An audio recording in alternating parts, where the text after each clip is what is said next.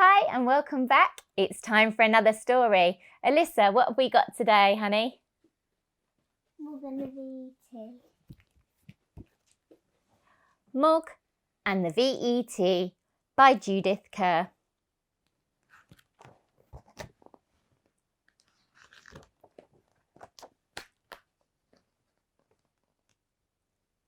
One day, Mog was trying to catch a butterfly. She jumped high in the air.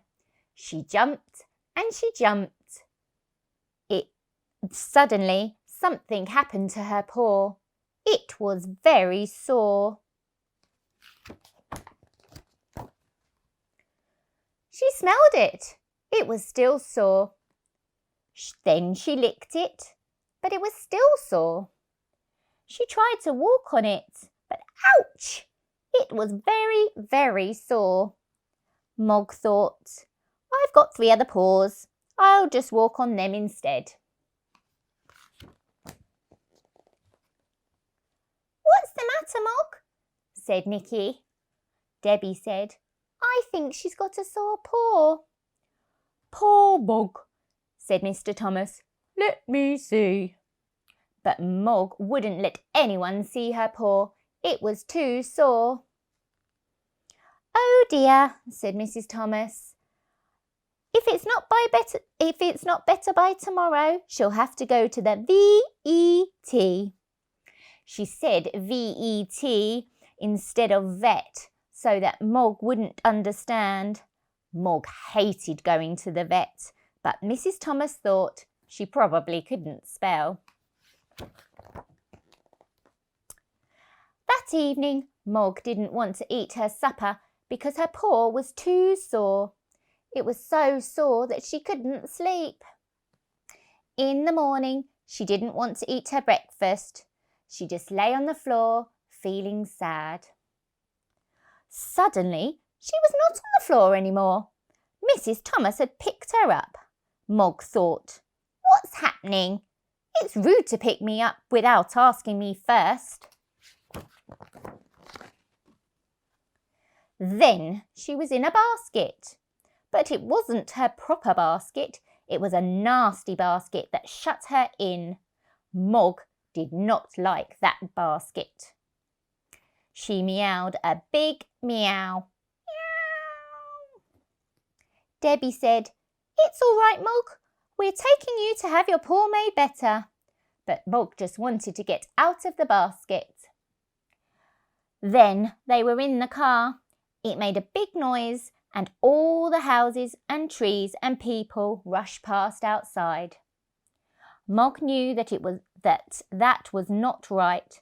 She meowed and meowed. At last the houses stopped rushing past and suddenly Mog was in a room.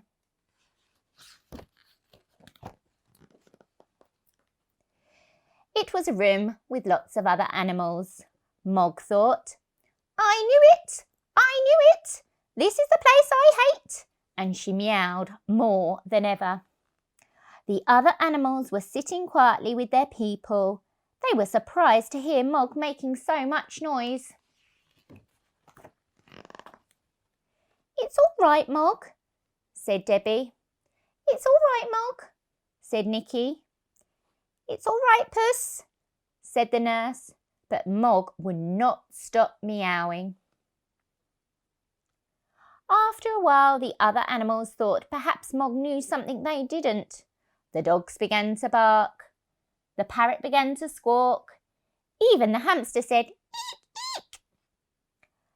They made so much noise that the vet came to see what was happening. Oh, it's Mog, said the vet. I thought it might be. Perhaps I'd better see her first.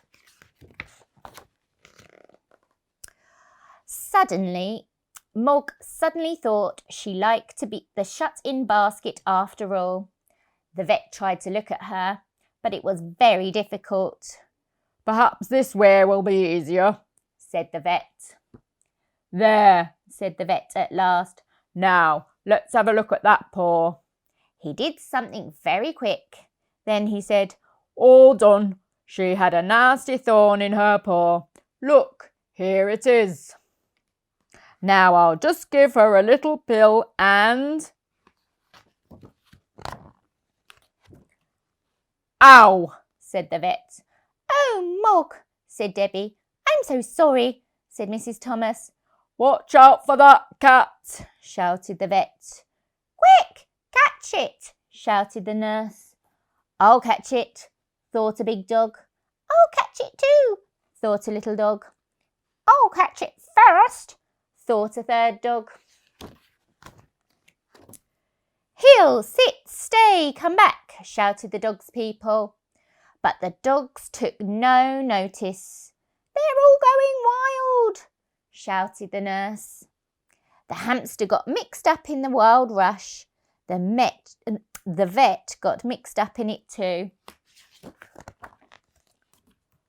Stop! We can't have animals going wild, said the vet. The dog's people all shouted, heel, sit, stay and come back again, and after a while the dogs stopped. Come on, Mog, said Nicky. You're a very silly cat. Back in your basket, said Debbie. Goodbye, said the vet. I think she'll be all better in the morning after a good night's sleep. And that night, Mog did have a good sleep. But the vet did not have a good sleep. The vet had a dream. It was a dream about wild animals. Mog had a dream too, but it was a lovely dream. Mog dreamt that she was a butterfly. And in the morning her paw was no longer sore. It was not sore when she licked it. It was not sore when she walked on it. It was not sore when she jumped up high. She was better. She was all better. She was totally and completely better. And the vet was almost better too. And that was Mog and the V.E.T. by Judith Kerr.